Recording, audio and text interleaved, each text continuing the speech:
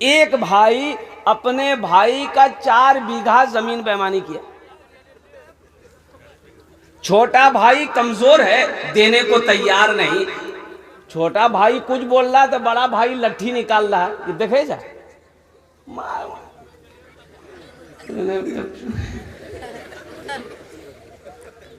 बस्ती वालों से शिकायत किया कि मेरा बड़ा भाई है, 4 बीघा जमीन बेईमानी कर लिया, देने को तैयार नहीं। बस्ती वालों ने मशवरा किया, बस्ती वालों ने कहा ऐसा करो, पंचायती बैठाओ, मुखिया को बुलाओ, सरपंच को बुलाओ, प्रधान को बुलाओ, समिति को बुलाओ, सबको बुलाओ, पंचायती करो बड़े भाई पर। अब पंचायती करोगे, पंचायत फैसला कर देगा, जमीन मिल जाएगी। कमजोर आदमी, मुखिया को दावत दिया, सरपंच को दावत दिया, पूरे बस्ती वाला बैठा, उसके बड़े भाई को बुलाया, आया। मुखिया साहब बोला रहे तुमने इसका 4 बीघा जमीन लिया है? बोला हाँ। ले लान दादा। सरपंच साहब 4 बीघा जमीन लिए हो, छोटा भाई है, वापस कर दो। कि आपकी बात सुने हम, पूरे गांव वाला बोलेगा हाँ वापस होना चाहिए, वापस होना चाहिए, छोटा भाई का जमीन बड़ा भाई लिया, वापस होना चाहिए। सबकी बात सुना, बड़ा भाई खड़ा हुआ, बोला मुखिया साहब हम आपकी भी बात मानते हैं, सरपंच साहब तुरो बात माने जाओ, बस्ती वाला तुरो बात माने जाओ, हमें जमीन नहीं दी। तो मान ले कहां से? अरे माना, अरे बोलो भाई माना। तो बस्ती वाला भी मजबूर हो गया, बोले भाई हम लोग क्या करें, वो पंचायत वालों का बात ना माना, अब इससे आगे क्या है? तो गांव वालों ने छोटे भाई से कहा कि बाबू सब्र कर लो, अल्लाह पे छोड़ दो, अल्लाह इसका इंसाफ करेगा। हज का महीना आया, बड़ा भाई टिकट बना लिया हज में जाने का। अब जिस दिन हज में जाना है तो सोचा कि एक अल्लाह वाले उस इलाके में थे, अल्लाह के वली थे, आलिम दीन थे, सोचा हजरत से दुआ लेकर के सफ़र में निकलेंगे। तो वो बड़ा भाई ना हज करने के लिए निकल रहा था, तो सोचा कि हजरत से मुलाकात कर ले। तो हजरत के पास गया, हजरत सारा वाकया से वाकिफ थे कि 1 नंबर का बेईमान है, जा रहा है हज करने। तो हजरत पूछा कि कैसे आना हुआ? बोला हजरत तुरा नहीं जाऊँ, हमें हज कर लीजिए। बोला अच्छा हज कर लीजिए, पीछे सारा मामला सब ठीक ठाक है?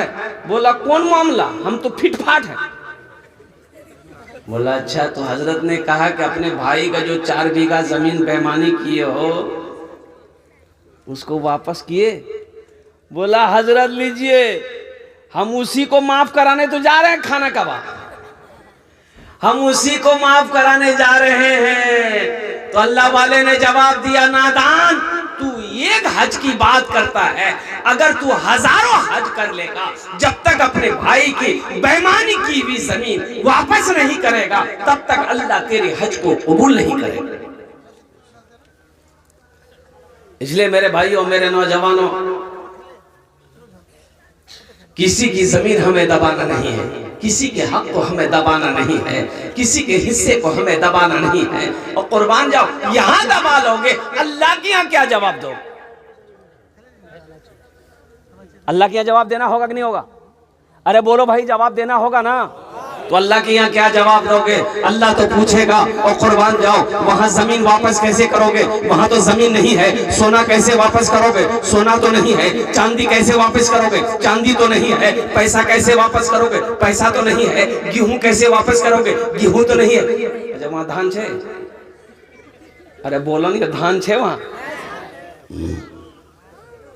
एक आदमी ऐसे ही स्टेज से तकरीर करके उतरे, तो बूढ़ा आदमी था, उन्होंने वो बोला कि ए हजरत, आप जन्नत के बारे में बोले कि वहाँ हर चीज़ है, यहाँ बीड़ी मिलते वहाँ बीड़ी?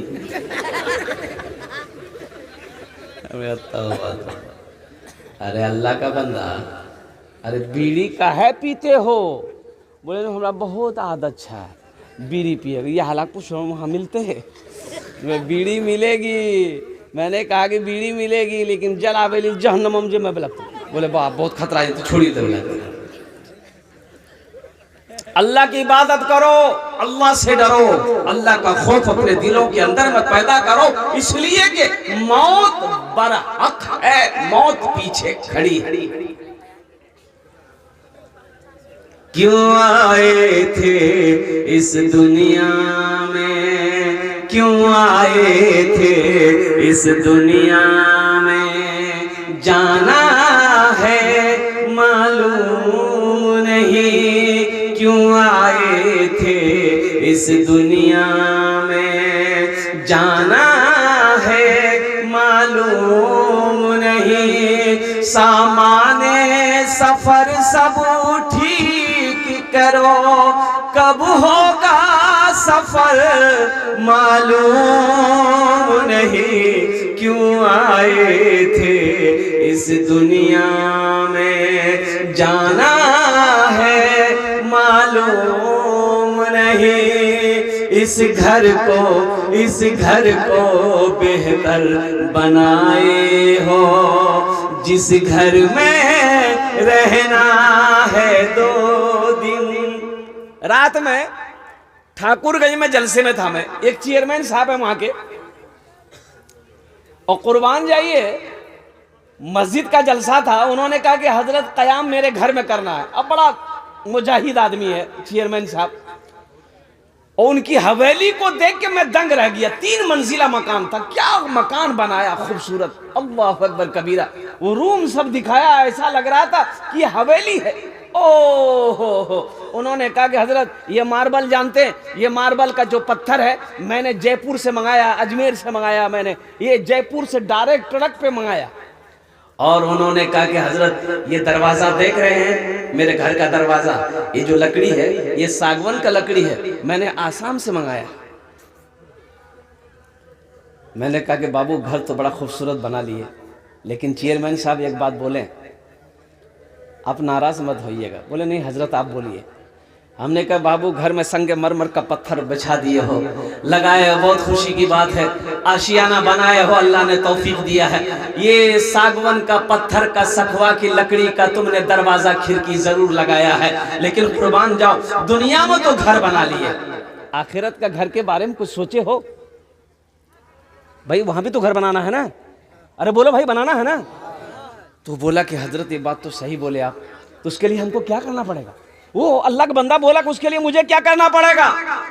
हमने कहा कि उसके लिए तो अमल करना होगा।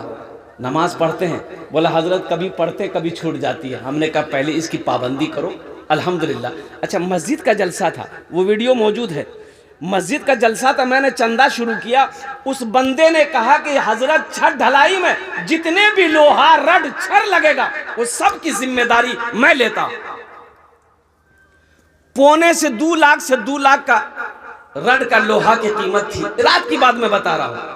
चेयरमैन है सारा खर्च उस अल्लाह के बंदे ने उठाया अल्हम्दुलिल्लाह, और चेक काट कर उसी वक्त मेरे सामने स्टेज ही पर चेक काट कर मस्जिद कमेटी वालों के हवाले कर दिया कि इस हदिये को कबूल फरमा लीजिए। मैंने कहा कि बाबू ये आखिरत की तैयारियों में से ये भी एक तैयारी है, यह भी एक तैयारी है। अल्लाह के रसूल सल्लल्लाहु अलैहि वसल्लम ने इरशाद फरमाया, मन बना लिल्लाह मस्जिदन बनल्लाहु लहू बैतन फिल जन्ना, जो दुनिया में अल्लाह का घर बनाएगा, जो दुनिया में मस्जिद बनाएगा, अल्लाह उसके लिए जन्नत में आलीशान महल बनाएगा। सुभान अल्लाह, बोले तो माशाअल्लाह। मौलाना मंजूर अहमद साहब नोमानी, दारुल उलूम 0 माइल अररिया, जानते हैं? अरे बोलो भाई जानते हैं ना? वो कह रहे थे अररिया जिला में कौन बस्ती, ज़हन में बात नहीं आ रही मेरी, एक मस्जिद थी छोटी सी।